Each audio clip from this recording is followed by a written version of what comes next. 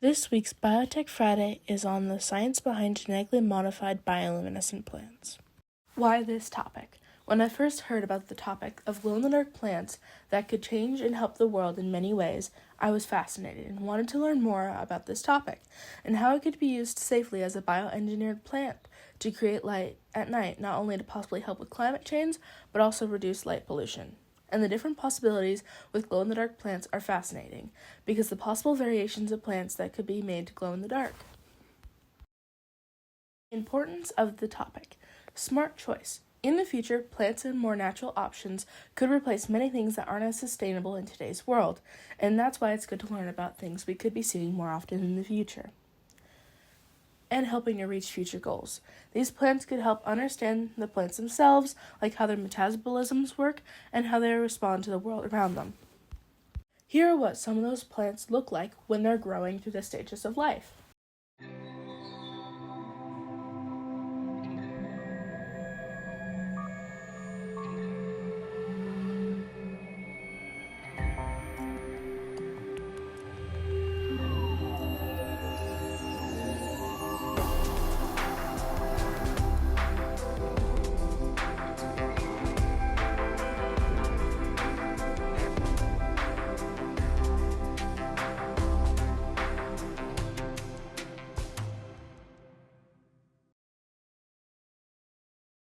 Ways of bioluminescence. There are many ways to biologically change plants to glow in the dark.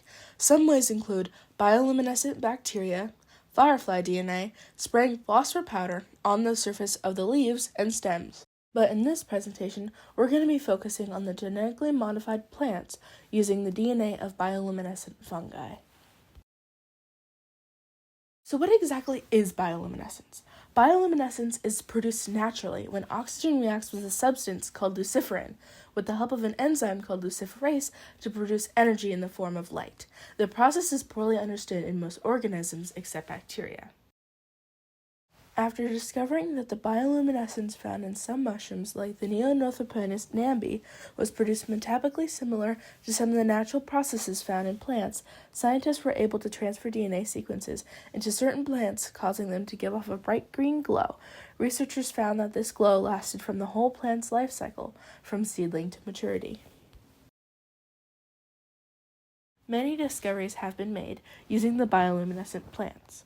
They have genetically modified popular flowering plants such as periwinkles, petunias, and roses. They are also trying to produce even brighter glow in different colors.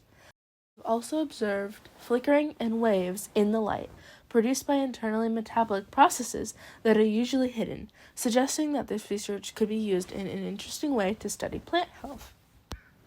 And the brightest plant produced was a watercress plant produced by the scientists at MIT using a technique called plant nanobiotics, which has produced a glow of around 1 trillion photons per second, but it only lasted 3.5 hours. Pros. 1. Saving energy. These trees require minimal maintenance and no energy input. 2. Adding to public safety. The light from bioluminescent trees can help improve security in urban areas. 3. Enhancing biodiversity.